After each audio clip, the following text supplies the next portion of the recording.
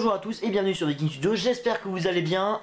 Donc aujourd'hui on est parti pour continuer dans la série Vers l'infini et l'au-delà, la liste des fusées emblématiques, mais cette fois-ci on va parler de fusées qui n'ont pas vraiment volé. Parce qu'on va parler de prototypes. Donc la N1 encore avait fait des vols d'essai, mais là on va parler de projets récents qui sont parfois restés dans les cartons de projets plus anciens. Je sais pas si on arrivera à ces projets plus anciens à la fin de la vidéo. Donc on va commencer par tous les lanceurs lourds que les Américains ont développés dans le cadre du programme lunaire ou d'exploration lointaine à partir de navettes spatiales. Parce que l'abandon des navettes spatiales ne signifie pas qu'on va enlever tout ce qui a été investi dedans. Parce que le programme navette spatiale, c'est pratiquement aussi coûteux que le programme Apollo. Et le programme Apollo avait été recyclé dans Skylab. Donc là, le programme navette spatiale a été recyclé premièrement dans Constellation, puis maintenant dans le programme Artemis, qui en fait est une remise à jour du programme Constellation. Vu que pas mal de concepts sont repris, mis à part qu'il y aura une station orbitale lunaire en plus. Donc les Américains, en fait, à la fin de l'exploitation de la navette spatiale, quand ils ont commencé à développer d'abord les lanceurs Ares. Ares 1 et 5. Moi, il y a eu Ares 4 qui a été envisagé. Ares 1 et 5, pourquoi? Sans faire référence à Saturne 1B et Saturne 5 qui étaient les deux fusées phares du programme, qui a eu des programmes qui utilisaient les capsules Apollo. Donc c'est emblématique. Donc la Ares 1, c'est un booster de navette spatiale au-dessus duquel on fout un étage à hydrogène propulsé par des versions améliorées du moteur J2. Globalement. Donc la fusée Ares 1, c'est un lanceur qui permet de mettre Orion en orbite terrestre. La capsule habitée nouvelle génération de type Apollo. Donc c'est une fusée qui fait 94 mètres de haut tout de même, qui a un diamètre de 5 mètres et quelques, qui pèse 982 tonnes à décollage, qui a 2 étages, et qui peut mettre 25 tonnes en orbite basse terrestre. Et qui est destinée au vol habité. Malheureusement, on s'est rendu compte rapidement qu'il y avait des problèmes de sécurité, vu qu'il y a un booster à poudre navette spatiale en bas de la fusée. Donc dans un premier temps, cette fusée devait être assistée par Ares 5, qui aurait été un lanceur vraiment lourd, vu que c'est une fusée de 116 mètres de haut, 10 mètres de diamètre, 2 étages, plus des boosters. Donc 2 boosters à poudre de navette spatiale sur les côtés. Un premier qui peut mettre jusqu'à 188 tonnes en orbite basse terrestre. C'est énorme, et qui pouvait envoyer environ 25 tonnes en orbite lunaire. Alors je pense que c'était plus, parce que ça m'a l'air un peu faible. Et cette fusée était motorisée par 5 moteurs à hydrogène, si je dis pas de bêtises, pour le premier étage. Ce qui est énorme. Et ensuite, ils ont développé un lanceur intermédiaire, Ares 4, dont le concept est plus ou moins repris dans l'essai aujourd'hui. En fait, c'est Ares 5 avec un deuxième étage allégé, globalement, et qui est conçu pour supporter du vol habité, parce que Ares 5 en fait envoyait uniquement le module lunaire auquel venait s'attacher Orion et envoyait le tout vers la Lune. Ares 4 pouvait envoyer ou le module Orion en orbite sans les boosters, mais c'était suffisant pour mettre le module Orion en orbite pour l'envoyer vers l'ISS par exemple.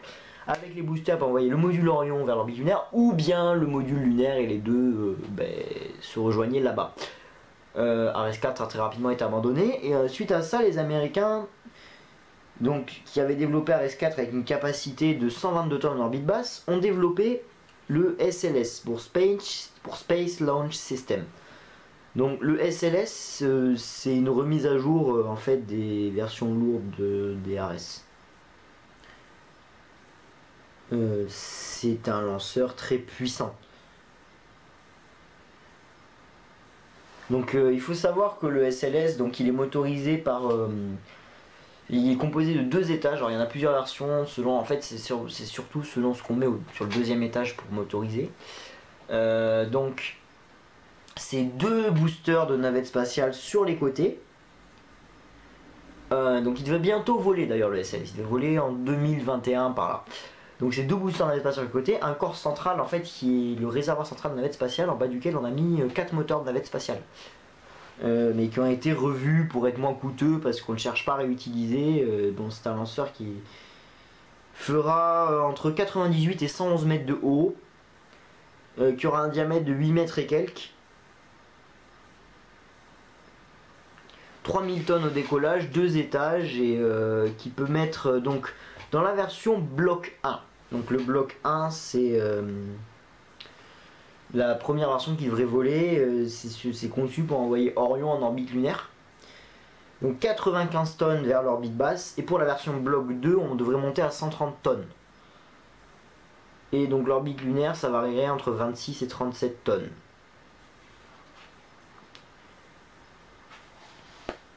C'est donc le deuxième étage, voilà, ça dépend de la version, il y a plus ou moins de moteurs. Donc c'est un futur lanceur très performant de la NASA.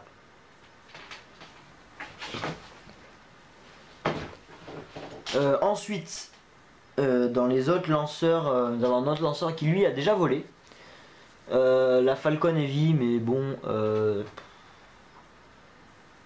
il n'y a rien de fou, c'est trois premiers étages de Falcon 9 au-dessus duquel on fout un deuxième étage de Falcon 9, voilà.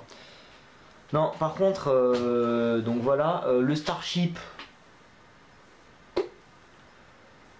même si c'est censé devenir le lanceur le plus lourd qui aura jamais volé, le développement SpaceX a l'air tellement que je vais pas en parler parce que ça m'a pas. En fait, je pense pas que le projet aboutira. Par contre, on peut parler du Sea Dragon.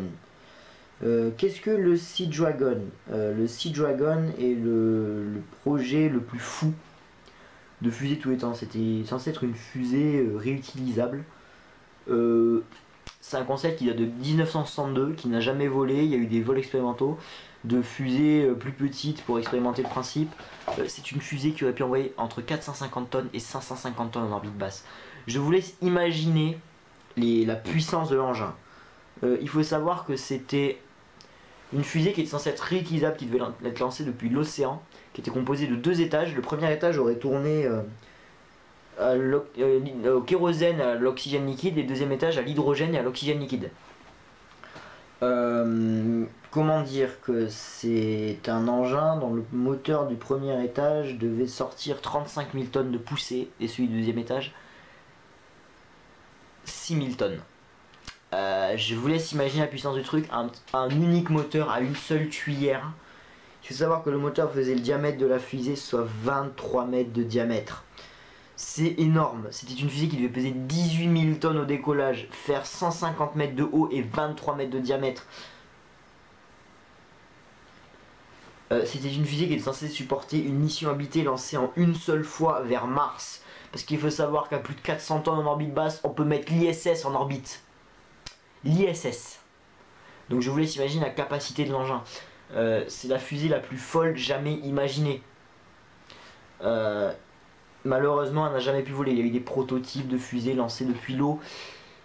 Mais ça, il y avait des problèmes de... À mon avis, il devait y avoir des problèmes de sécurité, de coût, même si c'était une fusée réutilisable. Parce que c'est quand même fou de se dire qu'on avait prévu de lancer une fusée aussi puissante. Il faut savoir qu'il y a eu dans des films, on a vu des modélisations de lancement de cette fusée. C'est complètement dingue. Voilà, donc on a fini de parler des fusées les plus folles. Pensez à vous abonner à la chaîne pour pas rater les prochaines vidéos et mettez la cloche pour être encore moins sûr des ratés.